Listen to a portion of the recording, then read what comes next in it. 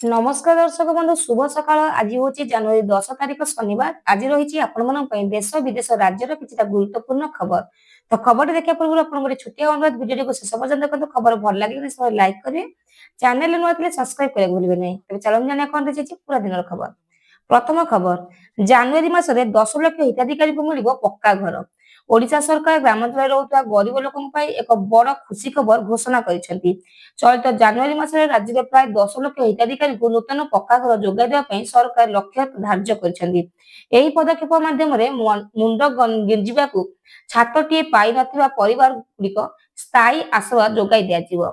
सरकारी सूत्रରୁ ମିଳିଥିବା ସୂଚନା ଅନୁଯାୟୀ प्रधानमंत्री आवास योजना अंतर्गत ଏହି गृह निर्माण कार्य को त्वरान्वित କରାଯାଉଛି। ଯେଉଁମାନଙ୍କ ନାମ ପୂର୍ବରୁ ଯୋଗ୍ୟତା ତାଲିକାରେ ରହିଥିଲା ସେମାନଙ୍କୁ ପ୍ରଥମ ପର୍ଯ୍ୟାୟରେ ଏହି ସୁବିଧା ମିଳିବ। ଏଥିପାଇଁ ଜିଲ୍ଲା ପ୍ରଶାସନ ପକ୍ଷରୁ ସମସ୍ତ ପ୍ରସ୍ତୁତି ଶେଷ ହୋଇଥିବା ବେଳେ ହିତାଧିକାରୀଙ୍କ ବ୍ୟାଙ୍କ ଖାତାକୁ ସିଧାସଳଖ ଅର୍ଥ ପଠାଯିବାର ବ୍ୟବସ୍ଥା ମଧ୍ୟ କରାଯାଇଛି। ଏହି ଯୋଜନାର ସ୍ୱଚ୍ଛତା ବଜାୟ ରଖିବା ପାଇଁ ସରକାର କଡ଼ା ନିର୍ଦ୍ଦେଶ ଦେଇଛନ୍ତି। କୌଣସି ଅଯୋଗ୍ୟ ବ୍ୟକ୍ତି ଯେପରି ଏହାର ଲାଭ ନ ଉଠାନ୍ତି ସେଥିପ୍ରତି ସତର୍କ ରହିବା ପାଇଁ ମଧ୍ୟ କୁହାଯାଇଛି। ଆଗାମୀ ଦିନରେ ରାଜ୍ୟରେ କୌଣସି ବ୍ୟକ୍ତି ଯେପରି କଚ୍ଚା ଘରେ ନ ରହିବେ ସେଥିପାଇଁ ମୁଖ୍ୟମନ୍ତ୍ରୀ ଏହି ବଡ଼ ଘୋଷଣା କରିଛନ୍ତି। ପରବର୍ତ୍ତୀ ଖବର କନ୍ୟା ବିବାହ ଯୋଜନା ଉତ୍କଳିକାରୁ କିଣା ହେବ ବିବାହ ଉପହାର। ओडिशार सरकारଙ୍କର कन्या विवाह योजन एक नूतन परिवर्तन କରାଯାଇଛି। ଏବେ ଏହି ଯୋଜନାରେ ହିତାଧିକାରୀଙ୍କୁ ପ୍ରଦାନ କରାଯାଉଥିବା ବିବାହ ଉପହାର ଏବଂ ସାମଗ୍ରୀ ଗୁଡ଼ିକ ଉତ୍କଳିକା ମାଧ୍ୟମରେ କ୍ରୟ କରାଯିବ। ଏହା ଦ୍ୱାରା ରାଜ୍ୟର ହସ୍ତଶିଳ୍ପ ଓ ସ୍ଥାନୀୟ କାରିଗରମାନେ ବେଶ ଉପକୃତ ହେବେ ବୋଲି ସରକାର ଆଶା ରଖିଛନ୍ତି। ସରକାରଙ୍କର ଏହି ନିଷ୍ପତ୍ତି ଫଳରେ ଓଡ଼ିଶାର କଳା ଓ ସଂସ୍କୃତିର ପ୍ରସାର ହେବ ସହ ଉତ୍କଳିକାର ବ୍ୟବସାୟ ବୃଦ୍ଧି ପାଇବ। କନ୍ୟାମାନଙ୍କୁ ଦିଆଯାଉଥିବା ଘରକରଣା ସାମଗ୍ରୀ ଓ ଅନ୍ୟାନ୍ୟ ଉପହାର ଗୁଡ଼ିକର ମାନ ବଜାୟ ରଖିବା ପାଇଁ ଏହି ପଦକ୍ଷେପ ମଧ୍ୟ ନିଆଯାଇଛି। ଏହା କେବଳ ଏକ ଜନକଲ୍ୟାଣକାରୀ ଯୋଜନା ନୁହେଁ ବରଂ ରାଜ୍ୟର ପାରମ୍ପରିକ ଶିଳ୍ପକୁ ପ୍ରୋତ୍ସାହନ ଦେବାର ଏକ ମାଧ୍ୟମ। ଏହି ଯୋଜନା ଅନ୍ତର୍ଗତ ଗରିବ ପରିବାର ଝିଅମାନଙ୍କୁ ବିବାହ ସମୟରେ ଆର୍ଥିକ ସହାୟତା ସହ କିଛି ଜରୁରୀ ସାମଗ୍ରୀ ମଧ୍ୟ ପ୍ରଦାନ କରାଯାଇଥାଏ। ଉତ୍କଳିକରୁ ସାମଗ୍ରୀ କିଣିବା ଦ୍ୱାରା ସ୍ୱଚ୍ଛତା ରହିବା ସହ ଲୋକେ ଗୁଣାତ୍ମକ ଦ୍ରବ୍ୟ ପାଇପାରିବେ। ଆଗାମୀ ଦିନରେ ଏହି ବ୍ୟବସ୍ଥାକୁ ସାରା ରାଜ୍ୟରେ କଡ଼ାକଡ଼ି ଭାବରେ ଲାଗୁ କରାଯିବ। ପରବର୍ତ୍ତୀ ଖବର ସଡ଼କ ଦୁର୍ଘଟଣାରେ ମିଳିବ 15 ଲକ୍ଷ ପର୍ଯ୍ୟନ୍ତ ମାଗଣା ଚିକିତ୍ସା। मोदी सरकार पक्षर सड़क दुर्घटना को नहीं एक वैप्लविक योजना आरंभ कर एणिकी सड़क दुर्घटना गुरुतर आहत व्यक्ति को 15 लाख टंका पर्यंत मागଣା चिकित्सा जोगाई दिज्व। देश में दिन को दिन बढ़ुवा दुर्घटना एवं से हरुवा धन जीवन हानि को रोकने केंद्र सरकार यह बड़ निष्पत्ति नहीं। यही योजना अधीन आहत व्यक्ति को गोल्डन आवर बा प्रथम 1 घंटा मध्य तुरंत चिकित्सा जोगाई दिज्व। दुर्घटना पर अर्थ अभाव जेपरी कहार मृत्यु न हुए से सरकार यही पांठिर व्यवस्था कर सुविधा देशर जेकोसी बड़ डाक्तखाना मिल पार। नूतन नियम अनुଯାयी दुर्घटना शिकार होता व्यक्ति को कौन परिचय पत्र कि पैसा अपेक्षा न कर तुरंत चिकित्सा सेवा जोगाई देवाई हम। सरकार एथिपाई बीमा कंपनी और स्वास्थ्य विभाग सहित मिलित भाव कार्य कर साधारण लोक जीवन रक्षा क्षेत्र में यह एक माइलखुंड सदृश हम। परवर्ती खबर एप्रिल 1 तारिख पर्यंत कटिबनी प्रदूषण चालाण आश्वस्ति पाइले गाड़ी मालिक। राज्य में गाड़ी मालिकों एक बड़ आश्वस्तिकर खबर आसी। आसंता एप्रिल 1 पर्यंत प्रदूषण प्रमाण पत्र बा पीयूसीसी नथिले कौन चालाण कटाजिबो नाही। परिवहन विभाग पक्षर यह नियम को किछि दिन कोहल कर कि लोके निजर गाड़ी कागज पत्र ठीक करने को समय पाइबे। बर्तमान प्रदूषण जांच केन्द्र गुड़िक प्रबल भिड़ होता सिस्टम किसी यांत्रिक त्रुटि देखा निष्पत्ति नि लोकों अजथा हैरान न करी सेमानकर सचेतन करने यही पदक्षेपर लक्ष्य। तेबे यार अर्थ नुहे जे नियम को अणदेखा कर बरं यह एक निर्दिष्ट समय सीमा बोली स्पष्ट कर। परिवहन विभाग यही समय मध्य समस्त गाड़ी मालिकों को निज निजर प्रदूषण प्रमाण पत्र नवीकरण करने को परामर्श देइछंती। एप्रिल 1 पर जदि कहार कागज पत्र अवैध थिबार देखा जाए तेबे सेमानक विरोध में मोटरयान आईन अनुଯାयी मोटर टंकार जोरिमाना लागू कर। परवर्ती खबर भेनेजुएला तेल किणिबे कि मुकेश अंबानी ट्रंप को सिग्नल को अपेक्षा। भारत सब बड़ घरोई कंपनी रिलायंस इंडस्ट्रीज भेनेजुएला अशोधित तेल किणवा को प्रस्तुत चलाई। मुकेश अंबानी नेतृत्वाधीन यह कंपनी वर्तमान अमेरिकार परवर्ती राष्ट्रपति डोनाल्ड ट्रंप नीति और निष्पत्ति को अपेक्षा भेनेजुएला अमेरिकार कटकणा कोहल हेले भारत सस्तार तेल पाइबा सहज हेब। ପୂର୍ବରୁ ରିଲାଏନ୍ସ ଭେନେଜୁଏଲାରୁ ବହୁ ପରିମାଣର ତେଲ ଆମଦାନୀ କରାଯାଉଥିଲା। ମାତ୍ର ଆନ୍ତର୍ଜାତିକ ରଣନୀତି ଓ ରାଜନୀତି ଆମେରିକାର କଟକଣା ଯୋଗୁଁ ଏଥିରେ ବାଧା ସୃଷ୍ଟି ହୋଇଥିଲା। ଏବେ ଆମେରିକାର ପ୍ରଶାସନିକ ପରିବର୍ତ୍ତନ ହେବାକୁ ଯାଉଥିବାରୁ ବ୍ୟବସାୟିକ ମହଲରେ ଏହାକୁ ନେଇ ଚର୍ଚ୍ଚା ଜୋର ଧରିଛି। ଯଦି ଟ୍ରମ୍ପ ପ୍ରଶାସନ ପକ୍ଷରୁ ସବୁଜ ସଂକେତ ମିଳେ, ତେବେ ଭାରତର ଶକ୍ତି ସୁରକ୍ଷା କ୍ଷେତ୍ରରେ ଏହା ଏକ ଗୁରୁତ୍ୱପୂର୍ଣ୍ଣ ମୋଡ଼ ହେବ। ଅମ୍ବାନୀଙ୍କ କମ୍ପାନୀ କେବଳ ଟ୍ରମ୍ପଙ୍କ ସିଗ୍ନାଲକୁ ଅପେକ୍ଷା କରିଛି, ଯାହା ଫଳରେ ଆଗାମୀ ଦିନରେ ଦେଶ ତେଲ ଆବଶ୍ୟକତା ପୂରଣ କରିବା ପାଇଁ ନୂତନ ପଥ ଉନ୍ମୁକ୍ତ ହେବ। ପରବର୍ତ୍ତୀ ଖବର, ପିଏଫ ଟଙ୍କା ଉଠାଇବାରେ ଆସିଲା ନୂଆ ଅପଡେଟ୍। ଭୀମ ଆପ୍ରେ ବି ମିଳିବ ସୁବିଧା। ଇପିଏଫ୍ର ସଦସ୍ୟମାନଙ୍କ ପାଇଁ ଏକ ବଡ଼ ଖୁସି ଖବର। ଏଣିକି ପିଏଫ୍ ଟଙ୍କା ଉଠାଇବା ପାଇଁ କେବଳ ଏଟିଏମ୍ ଉପରେ ନିର୍ଭର କରିବାକୁ ପଡ଼ିବ ନାହିଁ। ସରକାରଙ୍କ ପକ୍ଷରୁ ଏକ ନୂତନ ଅପଡେଟ୍ ଅନୁଯାୟୀ ଏବେ ଭୀମ ଆପ୍ ମାଧ୍ୟମରେ ମଧ୍ୟ ପିଏଫ୍ ପାଣ୍ଠିରୁ ଟଙ୍କା ଉଠାଇ ପାରିବେ। ଏହି ନୂତନ ବ୍ୟବସ୍ଥା ଡିଜିଟାଲ କାରବାରକୁ ଅଧିକ ସହଜ ଓ ସରଳ କରିବ।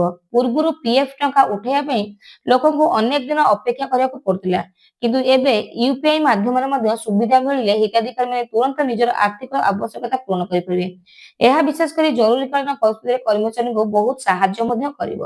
କେନ୍ଦ୍ର ସରକାରଙ୍କ ଡିଜିଟାଲ ଇଣ୍ଡିଆ ଅଭିଯାନ ଅଧୀନରେ ଏହି ପଦକ୍ଷେପ ନିଆଯାଇଛି। ସଦସ୍ୟମାନେ ନିଜର ୟୁଏଏନ୍ ୟୁଏଏନ୍କୁ ଆଧାର ଓ ବ୍ୟାଙ୍କ ଖାତା ସହ ଲିଙ୍କ କରି ଏହି ସୁବିଧା ପାଇପାରିବେ।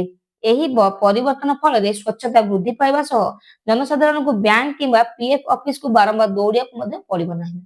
ପରବର୍ତ୍ତୀ ଖବର, ଜି ଉଦୟଗିରିରେ ତାପମାତ୍ରା 2.5 ଡିଗ୍ରୀ, ଆଗକୁ ଆହୁରି ବଢିବ ଶୀତ। ଓଡ଼ିଶାର ଶୀତର ପ୍ରକୋପ ଜାରି ରହିଛି। ବିଶେଷ କରି କନ୍ଧମାଳ ଜିଲ୍ଲାର ଜି ଉଦୟଗିରିରେ ତାପମାତ୍ରା ହ୍ରାସ ପାଇ 2.5 ଡିଗ୍ରୀ ସେଲସିୟସରେ ପହଞ୍ଚି। ପାଣିପାଗ ବିଭାଗର ସୂଚନା ଅନୁଯାୟୀ ଆସନ୍ତା 21 ତାରିଖ ପର୍ଯ୍ୟନ୍ତ ରାଜ୍ୟରେ ପ୍ରଚଣ୍ଡ ଶୀତ ଲହରୀ ଅନୁଭୂତ ହେବ ଏବଂ ତାପମାତ୍ରା ସ୍ୱାଭାବିକ ଠାରୁ ପ୍ରାୟ 6 ଡିଗ୍ରୀ ପର୍ଯ୍ୟନ୍ତ ତଳକୁ ମଧ୍ୟ ଖସିପାରେ। କନ୍ଧମାଳ ସମେତ ଆଭ୍ୟନ୍ତରୀଣ ଓଡ଼ିଶାରେ ତୁଷାରପାତର ସ୍ଥିତି ସୃଷ୍ଟି ହୋଇଛି। ସକାଳ ସମୟରେ ଘନ କୁହୁଡ଼ି ଯୋଗୁଁ ଯାତାୟାତରେ ବାଧାପ୍ରାପ୍ତ ହେଉଥିବା ବେଳେ ଜନଜୀବନ ଅସ୍ତବ୍ୟସ୍ତ ହୋଇପଡ଼ିଛି। ଲୋକେ ନିଆଁ ପୁଇଁ ନିଜକୁ ଶୀତରୁ ରକ୍ଷା କରିବାକୁ ଚେଷ୍ଟା କରିବାକୁ ଦେଖିବାକୁ ମିଳୁଛି। ଆଗାମୀ ଦିନରେ କିଛି ଦିନ ପାଇଁ ରାଜ୍ୟର ଅଧିକାଂଶ ଜିଲ୍ଲାକୁ ୟେଲୋ ୱାର୍ଣ୍ଣିଂ ଜାରି କରାଯାଇଛି। ଶୀତ ସାଙ୍ଗକୁ ଥଣ୍ଡା ପବନ ବହୁଥିବାରୁ ଛୋଟ ପିଲା ଏବଂ ବୟସ୍କ ବ୍ୟକ୍ତିଙ୍କୁ ସତର୍କ ରହିବା ପାଇଁ ପରାମର୍ଶ ମଧ୍ୟ ଦିଆଯାଇଛି। ପାଣିପାଗରେ ଏହି ପରିବର୍ତ୍ତନ ଯୋଗୁଁ ସ୍ୱାସ୍ଥ୍ୟ ସମସ୍ୟା ଦେଖାଦେବାର ଆଶଙ୍କା ଥିବାରୁ ସ୍ୱାସ୍ଥ୍ୟ ବିଭାଗ ମଧ୍ୟ ପ୍ରସ୍ତୁତ ରହିଛି। ପରବର୍ତ୍ତୀ ଖବର, ସ୍କୁଲ ଛୁଟି ବଢିଲା, ଶୀତ ଯୋଗୁଁ ଘରେ ରହିବେ ଛାତ୍ରଛାତ୍ରୀ। ରାଜ୍ୟରେ ଜାରି ରହିଥିବା ପ୍ରବଳ ଶୀତ ଲହରୀକୁ ଦୃଷ୍ଟିରେ ରଖି ସ୍କୁଲ ଛୁଟିର ଅବଧି ବୃଦ୍ଧି କରାଯାଇଛି। ପ୍ରାଥମିକ ସ୍ତରରେ ଛାତ୍ରଛାତ୍ରୀଙ୍କ ସ୍ୱାସ୍ଥ୍ୟକୁ ପ୍ରାଥମିକତା ଦେଇ ସରକାର ଏହି ନିଷ୍ପତ୍ତି ନେଇଛନ୍ତି। କେତେକ ଜିଲ୍ଲାରେ ତାପମାତ୍ରା ଅତ୍ୟଧିକ ହ୍ରାସ ପାଉଥିବାରୁ ପିଲାମାନଙ୍କୁ ସକାଳୁ ସ୍କୁଲ ଯିବା କଷ୍ଟକର ହେଉଥିଲା, ଯାହାକୁ ବିଚାର କରି ଏହି ପଦକ୍ଷେପ ନିଆଯାଇଛି। ଶିକ୍ଷା ବିଭାଗ ପକ୍ଷରୁ ଜାରି କରାଯାଇଥିବା ନିର୍ଦ୍ଦେଶନାମା ଅନୁଯାୟୀ ଜିଲ୍ଲାପାଳମାନେ ସେମାନଙ୍କର ଅଞ୍ଚଳରେ ପାଣିପାଗର ସ୍ଥିତି ଦେଖି ସ୍କୁଲ ସମୟ ପରିବର୍ତ୍ତନ କିମ୍ବା ଛୁଟି ଘୋଷଣା କରିପାରିବେ। ଅନେକ ସ୍ଥାନରେ ସକାଳୁଆ ସ୍କୁଲକୁ ବନ୍ଦ କରାଯାଇ ଦିବା ଅଧିବେଶନ କରିବାକୁ ନିଷ୍ପତ୍ତି ମଧ୍ୟ ନିଆଯାଇଛି। ଏହି ନିଷ୍ପତ୍ତି ଫଳରେ ଉଭୟ ଅଭିଭାବକ ଓ ଛାତ୍ରଛାତ୍ରୀମାନେ ଆଶ୍ୱସ୍ତି ପାଇଛନ୍ତି। ବିଶେଷ କରି ଉତ୍ତର ଓ ପଶ୍ଚିମ ଓଡ଼ିଶାରେ ଥଣ୍ଡାର ପ୍ରକୋପ ଅଧିକ ଥିବାରୁ ସେଠାରେ ଛୁଟି ଅବଧିକୁ ଅଧିକ ଗୁରୁତ୍ୱ ଦିଆଯାଇଛି। ଆଗାମୀ ସପ୍ତାହରେ ପାଣିପାଗର ସୁଧାର ଆସିବା ପରେ ସ୍କୁଲଗୁଡ଼ିକ ପୁଣି ସ୍ୱାଭାବିକ ଭାବରେ ଚାଲିବ ବୋଲି ସୂଚନା ମଧ୍ୟ ମିଳିଛି। ପରବର୍ତ୍ତୀ ଖବର, ଓଡ଼ିଶାରେ ଲାଗୁ ହେବ ପିଏମ୍ ରାହତ ଯୋଜନା, ମୁଖ୍ୟ ସଚିବଙ୍କର ସୂଚନା। ଓଡ଼ିଶାରେ ପରିବହନ କ୍ଷେତ୍ରରେ ଏକ ବଡ଼ ସଂସ୍କାର ଆସିବାକୁ ଯାଉଛି। ରାଜ୍ୟରେ ଖୁବ୍ ଶୀଘ୍ର କେନ୍ଦ୍ର ସରକାର ପିଏମ୍ ରାହତ ଯୋଜନା ଲାଗୁ କରିବାକୁ ଯାଉଛନ୍ତି। ପରିବହନ ବିଭାଗର ମୁଖ୍ୟ ସଚିବ ଉଷା ପାଢ଼ୀ ଏ ବିଷୟରେ ସୂଚନା ଦେଇଛନ୍ତି। ଏହି ଯୋଜନା ମାଧ୍ୟମରେ ସଡ଼କ ସୁରକ୍ଷା ଓ ପରିବହନ ବ୍ୟବସ୍ଥାକୁ ଅଧିକ ସୁଦୃଢ଼ ମଧ୍ୟ କରାଯିବ। ପିଏମ୍ ରାହତ ଯୋଜନା ଅଧୀନରେ ଯାତ୍ରୀମାନଙ୍କୁ ସୁରକ୍ଷିତ ଯାତ୍ରା ଯୋଗାଇ ଦେବା ସହ ଦୁର୍ଘଟଣା ରୋକିବା ପାଇଁ ଅତ୍ୟାଧୁନିକ ଜ୍ଞାନକୌଶଳର ବ୍ୟବହାର କରାଯିବ। ଏଥିସହ ପରିବହନ କ୍ଷେତ୍ରରେ କାର୍ଯ୍ୟ କରୁଥିବା ଶ୍ରମିକ ଓ ଚାଳକମାନେ କଲ୍ୟାଣ ପାଇଁ ମଧ୍ୟ ବିଭିନ୍ନ ବ୍ୟବସ୍ଥା ରହିବ। ରାଜ୍ୟ ସରକାର ଏହି ଯୋଜନାକୁ ତୃଣମୂଳ ସ୍ତରରେ କାର୍ଯ୍ୟକାରୀ କରିବାକୁ ଯୋଜନା ପ୍ରସ୍ତୁତ କରୁଛନ୍ତି। ସଚିବ ଉଷା ପାଢ଼ୀଙ୍କ କହିବା ଅନୁଯାୟୀ ଏହି ଯୋଜନା ଦ୍ୱାରା ଓଡ଼ିଶାର ପରିବହନ ଭିତ୍ତିଭୂମିରେ ବଡ଼ ଧରଣର ଉନ୍ନତି ଆସିବ। ଜାତୀୟ ରାଜପଥ ଠାରୁ ଆରମ୍ଭ କରି ଗ୍ରାମ୍ୟ ରାସ୍ତା ପର୍ଯ୍ୟନ୍ତ ସର୍ଭିଲାନ୍ସ ବ୍ୟବସ୍ଥା କଡ଼ାକଡ଼ି କରାଯିବ। ଏହା ଦ୍ୱାରା ସାଧାରଣ ଲୋକମାନଙ୍କର ଯାତ୍ରା ଅଧିକ ନିରାପଦ ଓ ସୁବିଧାଜନକ ହୋଇପାରିବ। ପରବର୍ତ୍ତୀ ଖବର, ଲୋକଭବନରେ ପୁଷ୍ପ ପ୍ରଦର୍ଶନୀ, ଅଟଳ ବିନା ପାଲଟିବ ମୁଖ୍ୟ ଆକର୍ଷଣ। ଭୁବନେଶ୍ୱରସ୍ଥିତ ଲୋକଭବନ ପରିସରରେ ଆସନ୍ତା ଶନିବାରଠାରୁ ଏକ ଭବ୍ୟ ପୁଷ୍ପ ପ୍ରଦର୍ଶନୀ ଅନୁଷ୍ଠିତ ହେବାକୁ ଯାଉଛି। ଚଳିତ ବର୍ଷ ଏହି ପ୍ରଦର୍ଶନୀର ଅଟଳ ବନ ମୁଖ୍ୟ ଆକର୍ଷଣ କେନ୍ଦ୍ରବିନ୍ଦୁ ସାଜିବ। ସାଧାରଣ ଜନତା ଏହି ପ୍ରଦର୍ଶନୀକୁ ବୁଲି ଦେଖିବା ପାଇଁ ସ୍ୱତନ୍ତ୍ର ବ୍ୟବସ୍ଥା ମଧ୍ୟ କରାଯାଇଛି, ଯାହା ଫଳରେ କି ସେମାନେ ପ୍ରାକୃତିକ ସୌନ୍ଦର୍ଯ୍ୟର ଆନନ୍ଦ ନେଇପାରିବେ। ଏହି ପ୍ରଦର୍ଶନୀରେ ଶତାଧିକ ପ୍ରକାର ବିଦେଶୀ ଓ ଦେଶୀ ଫୁଲର ସମ୍ଭାର ଦେଖିବାକୁ ମିଳିବ। ସରକାରଙ୍କ ପକ୍ଷରୁ ସୌନ୍ଦର୍ଯ୍ୟକରଣ ଉପରେ ଗୁରୁତ୍ୱ ଦିଆଯାଉଥିବାରୁ ଏହି କାର୍ଯ୍ୟକ୍ରମ ଆୟୋଜନ କରାଯାଇଛି। ପୁଷ୍ପ ପ୍ରଦର୍ଶନୀରେ ବିଭିନ୍ନ ନର୍ସରୀ ଓ ଉଦ୍ୟାନ କୃଷି ବିଭାଗ ନିଜ ନିଜର ଶ୍ରେଷ୍ଠ ପ୍ରଜାତିର ଫୁଲ ପ୍ରଦର୍ଶନ କରିବେ।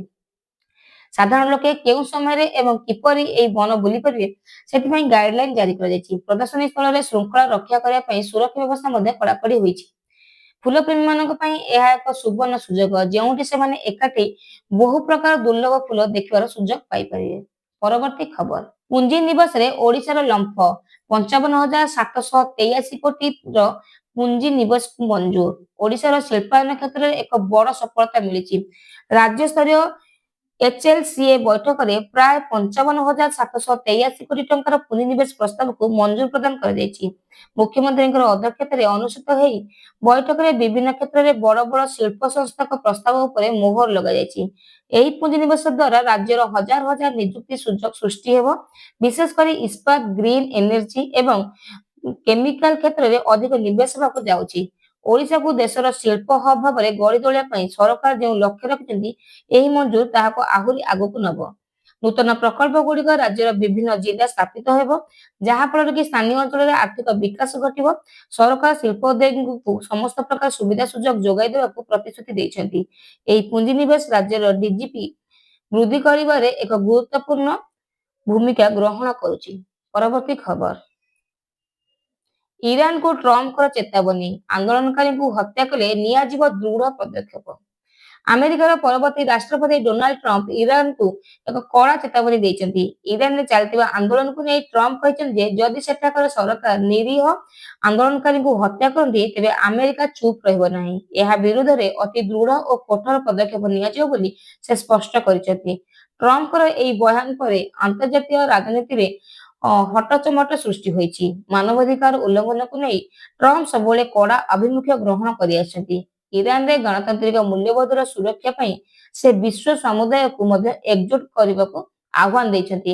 ଇରାନ ଓ ଆମେରିକା ମଧ୍ୟରେ ତିକ୍ତତା ପୁରୁଣା ହୋଇଥିବା ବେଳେ ଟ୍ରମ୍ପଙ୍କର ଏହି ଚେତାବନୀ ସ୍ଥିତିକୁ ଆହୁରି ଜଟିଳ କରିପାରେ। ଆମେରିକାର ପରବର୍ତ୍ତୀ ପ୍ରଶାସନ ଇରାନର ଉପରେ ଆହୁରି କଠୋର ଆର୍ଥିକ କଟକଣା ଲଗାଇବାକୁ ଯୋଜନା କରୁଥିବା ମଧ୍ୟ ଚର୍ଚ୍ଚା ହେଉଛି। ଏହା ବିଶ୍ୱ ଶାନ୍ତି ଉପରେ କି ପ୍ରଭାବ ପକାଇବ ତାହା ଉପରେ ସମସ୍ତଙ୍କ ନଜର ରହିଛି। ପରବର୍ତ୍ତୀ ଖବର, ରତ୍ନଭଣ୍ଡାର ଗଣତି ମଣତି 17 ତାରିଖରେ ବସିବ ଗୁରୁତ୍ୱପୂର୍ଣ୍ଣ ବୈଠକ। ଶ୍ରୀମନ୍ଦିରର ରତ୍ନଭଣ୍ଡାର ଅଳଙ୍କାର ଗଣତି ଓ ମଣତି ପ୍ରକ୍ରିୟାକୁ ନେଇ ପ୍ରସ୍ତୁତି ଜୋରଦାର ଚାଲିଛି। ଏହି ବିଷୟରେ ଆସନ୍ତା 17 ତାରିଖରେ ଏକ ଗୁରୁତ୍ୱପୂର୍ଣ୍ଣ ବୈଠକ ଅନୁଷ୍ଠିତ ହେବ ବୋଲି ମୁଖ୍ୟ ପ୍ରଶାସନ ଅରବିନ୍ଦ ପାଢ଼ୀ ସୂଚନା ଦେଇଛନ୍ତି। ରତ୍ନଭଣ୍ଡାରରୁ ବାହାରୁଥିବା ସମସ୍ତ ସୁନା ଓ ରୂପା ଅଳଙ୍କାର ସଠିକ ତାଲିକା ପ୍ରସ୍ତୁତ କରିବା ଏହାର ମୂଳ ଲକ୍ଷ୍ୟ। ଏହି ବୈଠକରେ ଗଣତି ପ୍ରକ୍ରିୟାର ସମୟସୀମା ଓ ବ୍ୟବହୃତ ହେଉଥିବା ଯନ୍ତ୍ରପାତି ବିଷୟରେ ନିଷ୍ପତ୍ତି ନିଆଯିବ। ସ୍ୱଚ୍ଛତା ଓ ସୁରକ୍ଷାକୁ ଦୃଷ୍ଟିରେ ରଖି ସମସ୍ତ କାର୍ଯ୍ୟ ମଧ୍ୟ କରାଯିବ। ପ୍ରତ୍ନତତ୍ତ୍ୱ ବିଭାଗ ଓ ଅଳଙ୍କାର ବିଶେଷଜ୍ଞମାନେ ଉପସ୍ଥିତିରେ ଏହି ଗଣତି କାର୍ଯ୍ୟ ସମ୍ପାଦିତ ହେବାକୁ ଯୋଜନା ରଖିଛି। ରତ୍ନଭଣ୍ଡାର ଖୋଲିବା ପରଠାରୁ ଜଗନ୍ନାଥ ପ୍ରେମୀଙ୍କ ମଧ୍ୟରେ ପ୍ରବଳ ଉତ୍ସାହ ଦେଖିବାକୁ ମିଳିଛି। ଶତାଧିକ ବର୍ଷର ପୁରୁଣା ଏହି ଅଳଙ୍କାର ଗୁଡ଼ିକର ମାନ ନିର୍ଦ୍ଧାରଣ କରିବା ଏବଂ ଏକ ବଡ଼ ଚ୍ୟାଲେଞ୍ଜ ହୋଇଥିବାରୁ ପ୍ରଶାସନ ଅତି ସତର୍କତାର ସହ ପଦକ୍ଷେପ ନେଉଛି। 17 ତାରିଖରେ ବୈଠକ ପରେ ଏହି ପ୍ରକ୍ରିୟା କେବେ ଆରମ୍ଭ ହେବ ତାହା ସ୍ପଷ୍ଟ ହୋଇଯିବ। ପରବର୍ତ୍ତୀ ଖବର, ସୁଭଦ୍ରା ଯୋଜନା ଚଳିତ ସପ୍ତାହ ଆଉ 4 ଲକ୍ଷ ଅଧିକ ମହିଳା ପାଇବେ ଟଙ୍କା। ରାଜ୍ୟ ସରକାରଙ୍କର ଲୋକପ୍ରିୟ ସୁଭଦ୍ରା ଯୋଜନାକୁ ନେଇ ମହିଳାମାନଙ୍କ ପାଇଁ ଏକ ବଡ଼ ଖୁସି ଖବର ଆସିଛି। ଚଳିତ ସପ୍ତାହରେ ଆଉ 4,57,681 ଜଣ ହିତାଧିକାରୀଙ୍କୁ ଏହି ଯୋଜନାର ଅର୍ଥ ମିଳିବାକୁ ଯାଉଛି। ଯେଉଁମାନଙ୍କର ଆବେଦନ ଯାଞ୍ଚ ହୋଇ ଅପେକ୍ଷା ହୋଇଥିଲା, ସେମାନଙ୍କ ଖାତାକୁ ତୁରନ୍ତ 5,000 ଟଙ୍କା ପଠାଯିବ। ସରକାରୀ ସୂଚନା ମୁତାବକ ଡିଜିଟାଲ ମୋଡରେ ଏହି ଅର୍ଥ ସିଧାସଳଖ ବ୍ୟାଙ୍କ ଖାତାକୁ ଜମା ହେବ। ଏହି ପର୍ଯ୍ୟାୟରେ ବାଦ୍ ପଡ଼ିଥିବା ଯୋଗ୍ୟ ମହିଳାମାନଙ୍କୁ ପ୍ରାଧାନ୍ୟ ଦିଆଯାଇଛି। ସୁଭଦ୍ରା ଯୋଜନାର ସ୍ୱଚ୍ଛତା ବଜାୟ ରଖିବା ପାଇଁ ବୈଷୟିକ ଟିମ୍ କ୍ରମାଗତ ଭାବରେ କାର୍ଯ୍ୟ କରୁଛନ୍ତି, ଯାହା ଫଳରେ କି କୌଣସି ହିତାଧିକାରୀ ସୁବିଧା ଯୋଜନାରୁ ବଞ୍ଚିତ ନ ହୁଅନ୍ତି। ଏହି ଯୋଜନା ମହିଳାମାନଙ୍କୁ ଆର୍ଥିକ ଭାବରେ ସ୍ୱାବଲମ୍ବୀ କରିବାର ବଡ଼ ଭୂମିକା ଗ୍ରହଣ କରିଛି।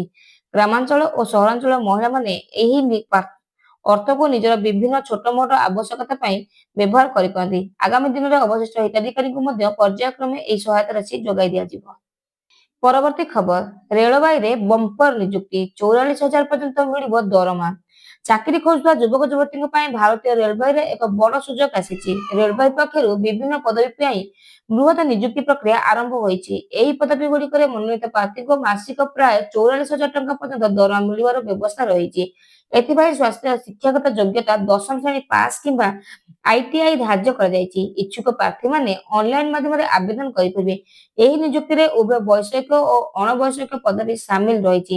ଦେଶର ବିଭିନ୍ନ ରେଳବାଇ ଜୋନ୍‌ରେ ଏହି ଖାଲି ପଦବୀ ପୂରଣ କରାଯିବ।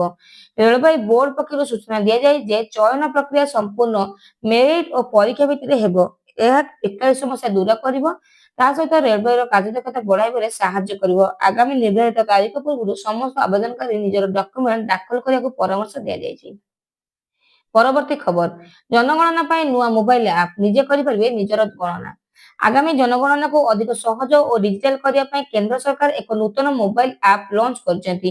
ଏହି ଆପ୍ ମାଧ୍ୟମରେ ସାଧାରଣ ଲୋକେ ନିଜର ହିଁ ନିଜେ ପରିବାରର ତଥ୍ୟ ଅପଲୋଡ କରିପାରିବେ। ଏହାଦ୍ୱାରା ଜନଗଣନା ପ୍ରକ୍ରିୟାରେ ଅଧିକ ସ୍ୱଚ୍ଛତା ଆସିବା ସହ ସମୟର ସଞ୍ଚୟ ମଧ୍ୟ ହୋଇପାରିବ। ପୂର୍ବରୁ ଜନଗଣନା ପାଇଁ କର୍ମଚାରୀମାନେ ଘରକୁ ଘର ବୁଲି ତଥ୍ୟ ସଂଗ୍ରହ କରୁଥିଲେ, ଯେଉଁଥିରେ ଅନେକ ସମୟ ଲାଗୁଥିଲା। କିନ୍ତୁ ଏବେ ଏହି ଆପ୍ ବ୍ୟବହାର କରି ଲୋକେ ନିଜର ସୁବିଧା ଅନୁଯାୟୀ ସଠିକ ତଥ୍ୟ ଦେଇପାରିବେ। ଏଥିରେ ବ୍ୟକ୍ତିଗତ ଗୋପନୀୟତା ରକ୍ଷା ପାଇଁ କଡ଼ା ସୁରକ୍ଷା ବ୍ୟବସ୍ଥା ମଧ୍ୟ କରାଯାଇଛି। ସରକାରଙ୍କର ଏହି ପଦକ୍ଷେପ ଡିଜିଟାଲ ଇଣ୍ଡିଆକୁ ଆଉ ଏକ ପାଦ ଆଗକୁ ନେଇଯାଇଛି। ଜନଗଣନା ତଥ୍ୟ ଆଧାରରେ ଭବିଷ୍ୟତରେ ଯୋଜନାଗୁଡ଼ିକର ପ୍ରସ୍ତୁତ ହେଉଥିବାରୁ ସଠିକ ତଥ୍ୟ ପ୍ରଦାନ କରିବାକୁ ସରକାରଙ୍କ ଲୋକଙ୍କୁ ଅନୁରୋଧ କରିଛନ୍ତି। ଏହି ଆପ୍‌କୁ ବ୍ୟବହାର କରି ଅତି ସହଜ ଏବଂ ଏହା ବିଭିନ୍ନ ଆଞ୍ଚଳିକ ଭାଷାରେ ମଧ୍ୟ ଉପଲବ୍ଧ ହେବ। ପରବର୍ତ୍ତୀ ଖବର, ଭାରତକୁ ବଡ଼ ଝଟକା, ବାଂଲାଦେଶ ପକ୍ଷରୁ ସମସ୍ତ ଭିସା ବନ୍ଦ ଘୋଷଣା। ଭାରତ ଓ ବାଂଲାଦେଶ ମଧ୍ୟରେ ଥିବା ସମ୍ପର୍କକୁ ତିକ୍ତତା ଦେଖାଦେଇଛି। ବାଂଲାଦେଶ ସରକାର ଭାରତୀୟ ନାଗରିକମାନଙ୍କ ପାଇଁ ସମସ୍ତ ପ୍ରକାର ଭିସା ପ୍ରଦାନ କରିବାକୁ ବନ୍ଦ କରିଦେଇଛନ୍ତି। ଏହି ଅପ୍ରତ୍ୟାଶିତ ନିଷ୍ପତ୍ତି ଫଳରେ ଭାରତୀୟ ପର୍ଯ୍ୟଟକ ଏବଂ ବ୍ୟବସାୟୀମାନେ ବଡ଼ ଅସୁବିଧାର ସମ୍ମୁଖୀନ ହେଉଛନ୍ତି। ସାମ୍ପ୍ରତିକ ରାଜନୈତିକ ସ୍ଥିତି ଓ ଆଭ୍ୟନ୍ତରୀଣ କାରଣ ଦର୍ଶାଇ ବାଂଲାଦେଶ ଏହି ପଦକ୍ଷେପ ନେଇଛି। ବିଶେଷ କରି ସୀମାନ୍ତ ଅଞ୍ଚଳରେ ଚାଲିଥିବା ଉତ୍ତେଜନା ଏହାର ମୁଖ୍ୟ କାରଣ ବୋଲି କୁହାଯାଉଛି। ଏହି ନିଷ୍ପତ୍ତି ଯୋଗୁଁ ଉଭୟ ଦେଶ ମଧ୍ୟରେ ଯାତାୟାତ ସମ୍ପୂର୍ଣ୍ଣ ବାଧାପ୍ରାପ୍ତ ହୋଇଛି। ଭାରତ ସରକାର ଏହି ଘଟଣାକୁ ଗମ୍ଭୀରତାର ସହ ନେଇଛନ୍ତି ଏବଂ କୂଟନୈତିକ ସ୍ତରରେ ଆଲୋଚନା ଜାରି ରଖିଛନ୍ତି। ଯେଉଁ ଭାରତୀୟମାନେ ବର୍ତ୍ତମାନ ବାଂଲାଦେଶରେ ଅଛନ୍ତି, ସେମାନଙ୍କୁ ସତର୍କ ରହିବା ପାଇଁ ପରାମର୍ଶ ଦିଆଯାଇଛି। ଏହି ଭିସା କଟକଣା କେତେ ଦିନ ପର୍ଯ୍ୟନ୍ତ ରହିବ, ସେ ନେଇ ବାଂଲାଦେଶ ସରକାର କୌଣସି ସ୍ପଷ୍ଟ ସୂଚନା ଦେଇନାହାନ୍ତି। ପରବର୍ତ୍ତୀ ଖବର, ବିଦ୍ୟୁତ ଶୁଳ୍କରେ ରିହାତି, ରାଜ୍ୟବାସୀଙ୍କ ପାଇଁ ନୂଆ ଯୋଜନା। ରାଜ୍ୟ ସରକାର ସାଧାରଣ ଉପଭୋକ୍ତାଙ୍କ ପାଇଁ ବିଦ୍ୟୁତ ଶୁଳ୍କରେ କିଛି ରିହାତି ପ୍ରଦାନ କରିବାକୁ ଯୋଜନା କରିଛନ୍ତି। ବିଶେଷ କରି ସ୍ୱଳ୍ପ ଆୟକାରୀ ପରିବାର ଓ ଚାଷୀମାନଙ୍କୁ ଏହି ସୁବିଧା ମିଳିବ। ବିଦ୍ୟୁତ ବିଭାଗ ପକ୍ଷରୁ ଏକ ନୂତନ ନୀତି ପ୍ରସ୍ତୁତ କରାଯାଉଛି, ଯାହା ଫଳରେ କି ଲୋକଙ୍କ ଉପରେ ଆର୍ଥିକ ବୋଝ ହ୍ରାସ ପାଇବ। ଏହି ଯୋଜନା ଅଧୀନରେ ନିର୍ଦ୍ଦିଷ୍ଟ ୟୁନିଟ୍ ପର୍ଯ୍ୟନ୍ତ ବିଦ୍ୟୁତ ବ୍ୟବହାର କଲେ କମ୍ ବିଲ୍ ଆସିବ। ସୌରଶକ୍ତିର ବ୍ୟବହାରକୁ ପ୍ରୋତ୍ସାହନ ଦେବା ପାଇଁ ମଧ୍ୟ ସରକାର ସବସିଡି ପ୍ରଦାନ କରୁଛନ୍ତି। ଏହାଦ୍ୱାରା ରାଜ୍ୟରେ ଶକ୍ତି ସଞ୍ଚୟ ହେବା ସହ ଗରିବ ଲୋକ ବେଶ୍ ଉପକୃତ ହୋଇପାରିବେ। ବିଦ୍ୟୁତ ବିଭାଗ ଏବେ ସ୍ମାର୍ଟ ମିଟର ଲଗାଇବା ପ୍ରକ୍ରିୟାକୁ ମଧ୍ୟ ତ୍ୱରାନ୍ୱିତ କରିଛି। ଏହାଦ୍ୱାରା ବିଲିଂର ସ୍ୱଚ୍ଛତା ଆସିବ ଏବଂ ଲୋକେ ନିଜର ବ୍ୟବହାର ଅନୁଯାୟୀ ଟଙ୍କା ଦେବେ। ଆଗାମୀ ବଜେଟରେ ଏହି ଯୋଜନା ବ୍ୟବସାୟରେ ଆନୁଷ୍ଠାନିକ ଭାବରେ ଘୋଷଣା କରାଯାଇଛି ବୋଲି ସୂଚନା ମିଳିଛି। ଏହା ତ ଥିଲା ଆଜିର ଦେଶ ବିଦେଶ ରାଜ୍ୟର କିଛିଟା ଗୁରୁତ୍ୱପୂର୍ଣ୍ଣ ଖବର। ଯଦି ଖବରଟି ଆପଣମାନଙ୍କୁ ଭଲ ଲାଗିଥାଏ, ଭିଡିଓଟିକୁ ଲାଇକ୍ କରିବା ସହିତ ଚ୍ୟାନେଲରେ ନୂଆ ଥିଲେ ସବସ୍କ୍ରାଇବ କରିବାକୁ ଭୁଲିବେ ନାହିଁ। ଜୟ ଜଗନ୍ନାଥ।